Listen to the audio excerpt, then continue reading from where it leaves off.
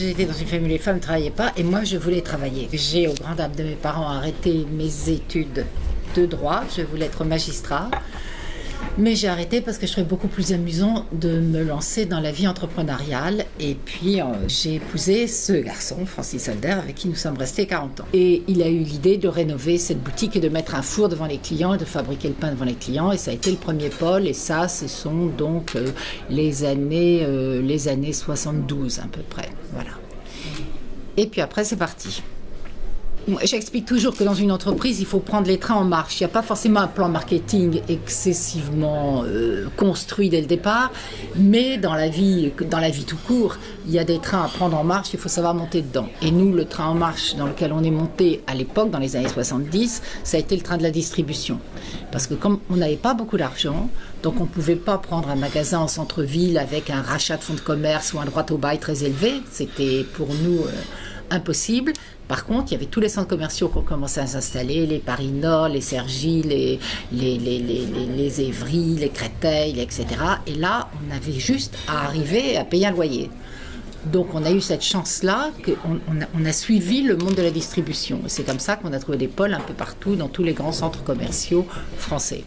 C'est quoi le concept le plus clé dans la distribution? Essayer de trouver un concept qui soit duplicable. D'accord. À partir du moment où vous avez un concept qui est duplicable, ben vous le dupliquez.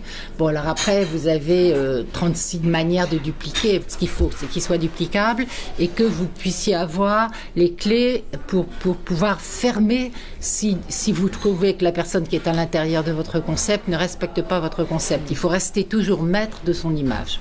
C'est l'histoire d'un enfant dont les parents sont très riches et il découvre que cette richesse en fait a été une richesse volée à des familles juives pendant la guerre. C'est un très beau livre. Jaime Cabré, C-A-B-R-E, et ça s'appelle Confiteor. C'est 800 pages. Moi j'aime bien les choses où on se plonge longuement. J'aime bien me plonger longuement dans les histoires.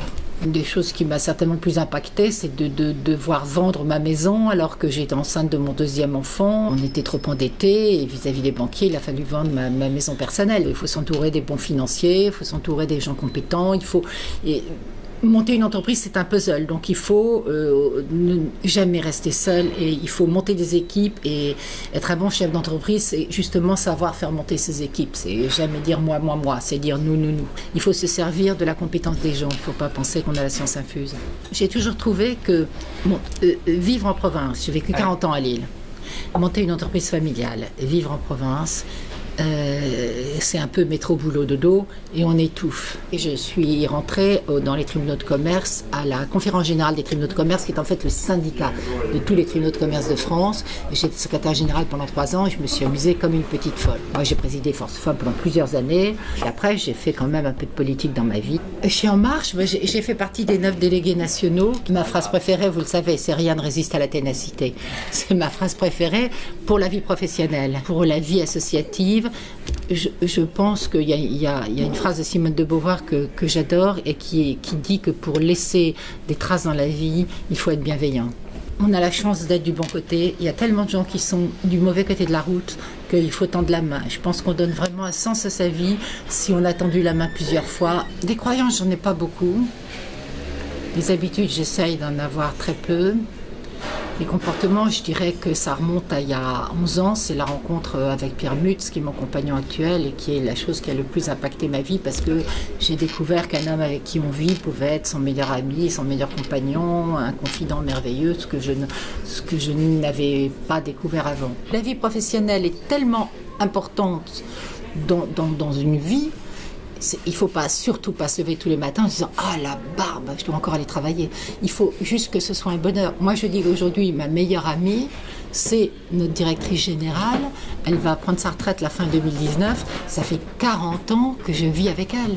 Parce qu'on ne connaît pas vraiment les gens quand on les voit après 20 heures à un dîner mondain. Bonjour truc, bonjour machin. Bon, si vraiment on veut avoir une vie professionnelle réussie, ça ne peut se faire que dans la joie et que dans le bonheur. Il faut que votre source de gain ne soit pas une source de devoir seulement, mais soit aussi une source de joie. Ça, je pense que c'est très important. Moi, je suis sortie parfois de rendez-vous avec des banquiers ici à Paris. J'étais toute gamine, je dansais dans la rue parce que j'étais contente, parce que j'avais réussi à avoir un crédit. Je ne supporte pas à la radio quand on vous dit « Ah là là là là, on est lundi. Ah, ça va être dur, on est lundi. » Et puis après, on vous dit « Ah, on est vendredi matin, quelle chance. » Je ne supportais pas, ça m'horripile. Ça m'horripile. C'est vrai qu'il y a des gens qui ont des vies professionnelles difficiles, qui ne choisissent pas forcément. Bon, ça c'est vrai.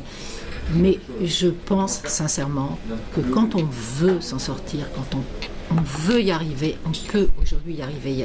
Dans la société civile, il y a énormément de perches qui sont tendues. Alors il faut peut-être trouver sa voie, il faut peut-être trouver les bonnes personnes à qui s'adresser, mais que vraiment aujourd'hui, quand on a de la volonté, qu'on veut s'en sortir, il ne faut pas me raconter qu'on ne peut pas s'en sortir. C'est pas vrai, on peut s'en sortir. On a énormément de chance de vivre en France, et les gens qui se plaignent trop, j'aimerais bien qu'ils aillent un peu vivre dans les pays du quart et du tiers-monde et qu'ils voient comment ça se passe. Ils se plaindraient un peu moins. La finance en soi n'est pas un vrai problème. Moi, j'ai toujours dit que quand on avait un bon projet, on trouvait l'argent. Les banquiers ont plein d'argent, ils ne savent pas comment faire. Le problème, c'est qu'ils ne savent pas à qui le donner. À partir du moment où les gens en face de vous, vos financiers savent que vous êtes fiable, et si vous avez un bon projet, vous trouvez l'argent. J'ai toujours su dire non. Il ne faut pas de brutalité, il faut toujours expliquer ses réactions. Donc il ne faut jamais dire un non sec, il faut plutôt dire oui mais ou non mais peut-être.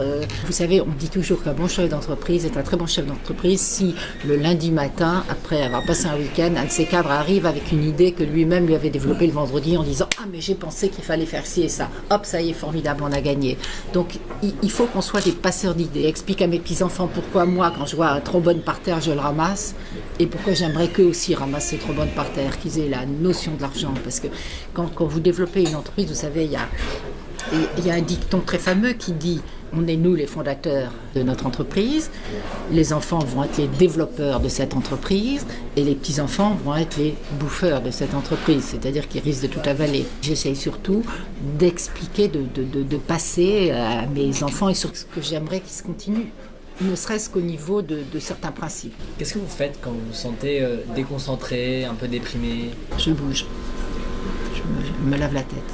Je fais des choses qui me font plaisir. Il y a plein d'expositions à Paris merveilleuses. Je fais des choses.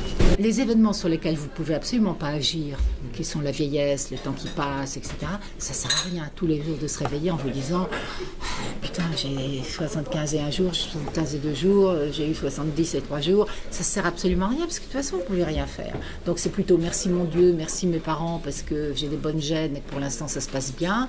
La question que je me posais le plus, c'était comment je vais passer à la prochaine échéance. Donc c'est sûr que les questions financières ont toujours eu chez moi un rôle très très important. D'où le trombone que je ramasse. Et le crayon que je taille jusqu'au bout. Je ne pense pas que la vie professionnelle et la vie familiale et la vie personnelle et la vie amicale soient des compartiments totalement séparés. Je pense qu'il faut qu'il y ait une perméabilité.